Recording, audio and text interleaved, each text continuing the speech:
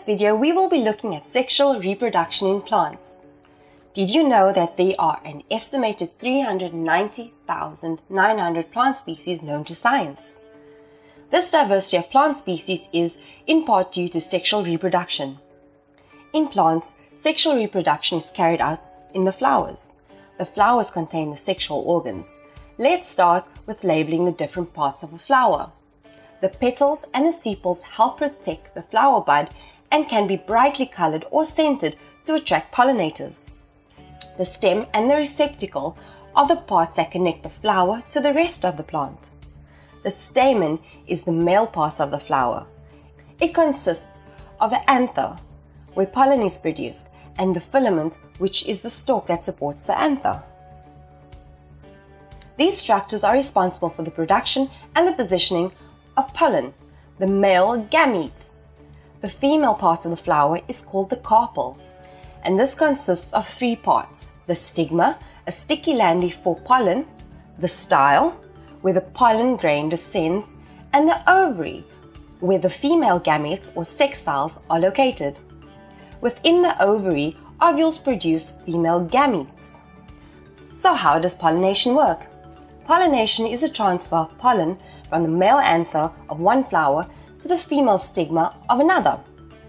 Flowers can be pollinated in different ways, by wind and water, or by pollinators such as insects, birds, and other animals. Flowers pollinated by pollinators are structurally different from those pollinated by wind or water. Look at the differences in size, scent, and color of the petals, and the positioning of the stamen and style. Here are some key differences. Why do you think they are different?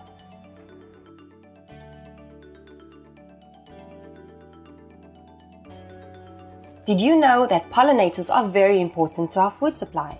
They pollinate plants that are responsible for bringing us 1 out of every 3 bites of food. Once a plant has been pollinated, fertilization can occur. Fertilization results in the production of seeds.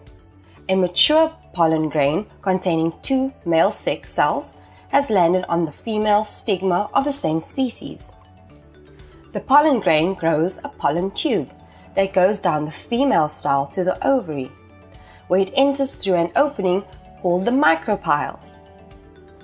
The male sex cells travel from the pollen grain down to the pollen tube to the female ovule. Here, one male sex cell fuses with the female egg, fertilizing it. This develops into a seed. The other male sex cell attaches to 2 cells in the embryo sac, forming an endosperm. This provides the starchy food for the seed to grow. The ovary enlarges and becomes a fruit, surrounding the internal seeds. The fruit and seeds are dispersed in many ways, some even by humans, where they will again grow into a new plant under the correct conditions, completing the long cycle of sexual reproduction in plants. So there we have sexual reproduction in plants. Pollination has to happen before fertilization.